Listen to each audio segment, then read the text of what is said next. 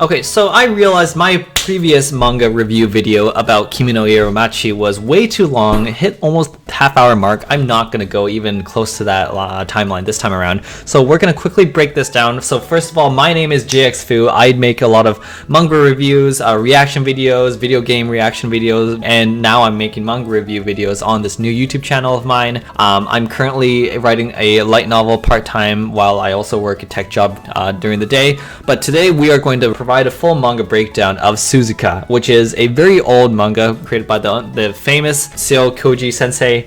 He's written a lot of really famous shonen romance mangas and throughout the years, Suzuka being one of his hit debut ones.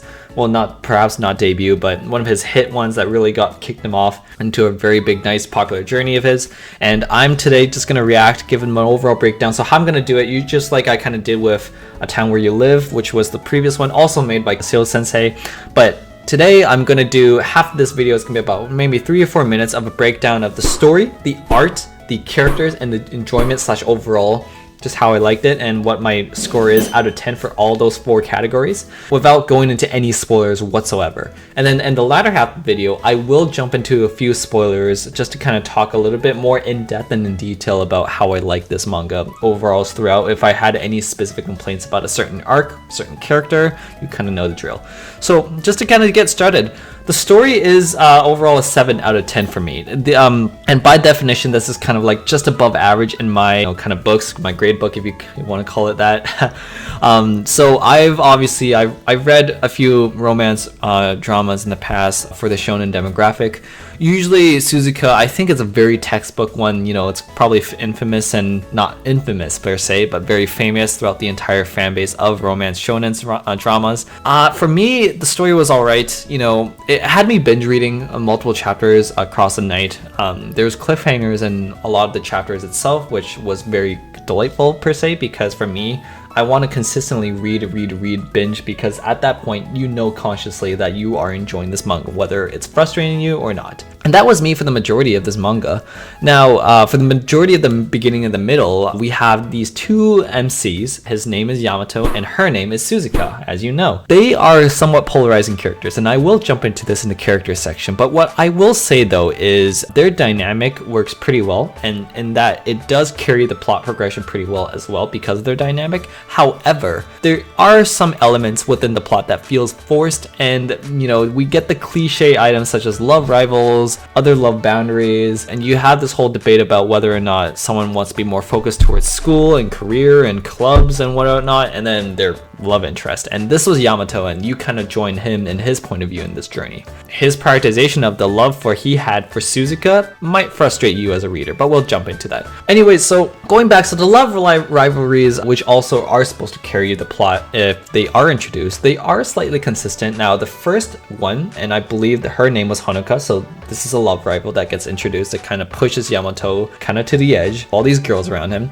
It does play a part in the plot near the beginning, but then, you know, when other love rivals also join the whole story, they don't feel as relevant to the story as I wish they were.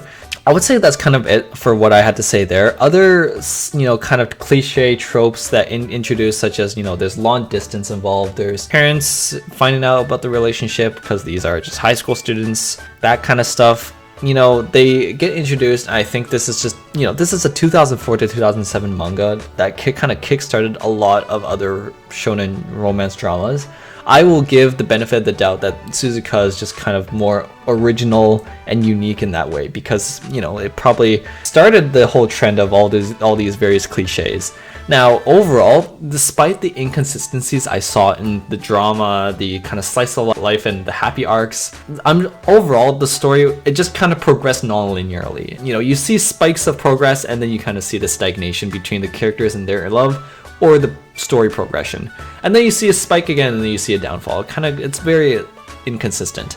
But overall, it's not the worst thing in the world. I can't deny at the chapter level, at least, there's a cliffhanger almost at every chapter. You kind of get glued to the manga and you want to keep reading. It's critical in that way. So that's the story. Now for the art, It's a 9 out of 10. I'm not going to dig too much here, but Seo Sensei, this is a 2004-2007 manga you have to keep in mind. The art is still magnificent. If you read stuff like his other works, Kimi no Iromachi, Fuka, which is a direct sequel to Suzuka, the art stays the same, but it's very, very good. I can't really say much else. Like, for a romance drama, right, you want to show off the features of the female leads that try to sway the male MC.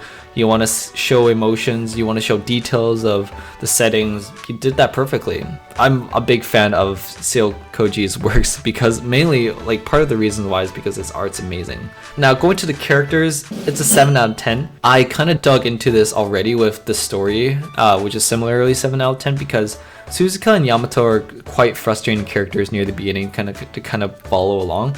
Suzuka is really cold towards Yamato near the beginning, but I won't dig into more than that. Yamato, because of this coldness and the way that he deals with it, is somewhat frustrating as well as a reader, and you know, you wish that Yamato made less head-scratching decisions, but overall it's still, you know, this is high school students. This man just fall in love over his heels.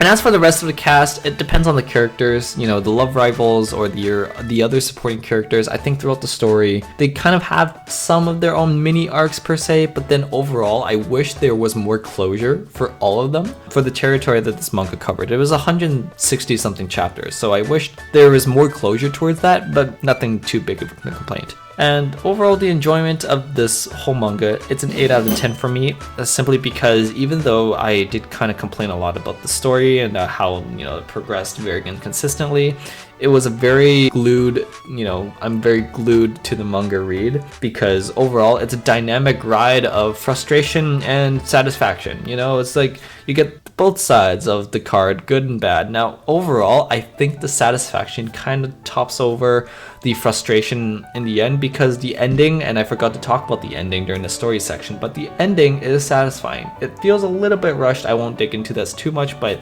we have the satisfying ending the readers want. The drama isn't as heart-wrenching as other mangas I read, such as his follow-up manga, Kimi no Iromachi, but it's still there, it still exists, and it does its job. Now, I will now jump into the spoilers part of this review. I'm not going to talk too much. I think there's only 2 areas I really want to talk about, you know, kind of give my criticism or feedback to this manga overall. Number 1, Suzuka's character is very, very odd and kind of, you know, head scratching in a way as a reader where you just don't understand why they act the way they do. I'm talking about Suzuka as the main female MC who treats Yamato kind of like dirt near the beginning, in my opinion.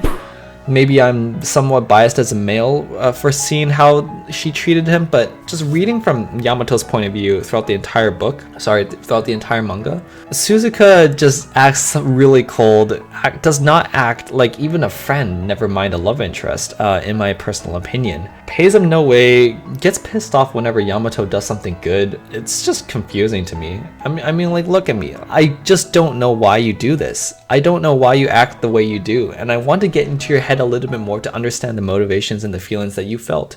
She does grow on you a little bit and she does get better near the end. You know, Yamato does go through other relationships, and during the first relationship he has with another girl, Suzuka all of a sudden, throughout all this coldness that she's produced, showed Yamato, all of a sudden just grows these feelings and starts trying to get him back, like fight for him back. Makes no sense to me after you've acted all this way. It's not even like a tsundere level. This is somewhat, because I think the tsundere, they're characterized in such that they are at least, you know, portrayed incredibly radically. They still blush, they treat the character somewhat like dirt, but in a very comedic way, obviously. Suzuka wasn't like that. Suzuka just was very cold to Yamato, end of story. That was kind of my little small complaint there. And then finally, my other section of complaint is just near the end. It was somewhat rushed. So what happens, and here are the spoilers, is they do stuff in bed, and then Suzuka gets pregnant. It incorporates a lot of realism in this manga, which I appreciate. And I think that's kind of, you know, it's a somewhat plot twist of its own, if you will, and incorporated near the end of this manga. And I think readers didn't expect, when they first time read this, right? They didn't exactly expect this to happen. And they were hoping, wow, what are they going to do? This is the final finale, essentially, to this manga. what's the conclusion of this pregnancy? Overall, one, Seo Sensei did really well in kind of giving closure to this pregnancy whole issue. They decide to have the baby, they decide to marry. They end up kind of having to give up their sporting dreams. You know, Suzuka has to give up on track. Yamato has to take a break from his track work to just work and give a living to the baby and start living together. The readers, the audience can fully respect that because we finally understand from both their sides, you know, Suzuka, how she thinks and handles this, and how Yamato wants what he wants out of this whole, you know, issue, fiasco, if you will. We know what they want, so I think we're more satisfied with the ending, knowing that we kind of follow them, we understand their motivations and why they did this. What was just somewhat odd was it was rushed. The last 15 chapters are essentially Yamato fighting for Suzuka because Suzuka's father is really incredibly strict. This is kind of the cliche trope of parents not approving of high school relationships. I think we just went through a very, very fast downhill roller coaster ride of that happening, and then the pregnancy, and then decisions among what to do with the pregnancy, and then them getting married off, and then boom, little Fuka is born, and that's the end of the manga. I think this kind of just happened the last like 10s or 20s or whatever chapters, and I just felt like you could have expanded this a little bit more, or you probably could have gave closure to the supporting characters and even and some angles of Yamato and Suzuka's life a little bit more before you kind of ended there. That's not the biggest complaint I have, it's just noticeable, and I kind of read throughout the other reviews people gave for this manga. This was kind of like a consistent theme in terms of feedback I saw. But yeah, wrapping this whole review up, I think this is probably what I really wanted to cover for this video. So thanks again for tuning in and watching another manga review video. If you liked it or enjoyed it, please like, comment, subscribe. Let me know your opinion on this manga in the comment section below. I'll be sure to check your comments out and subscribe and reply. And yeah, I will talk to you guys again soon. Ciao.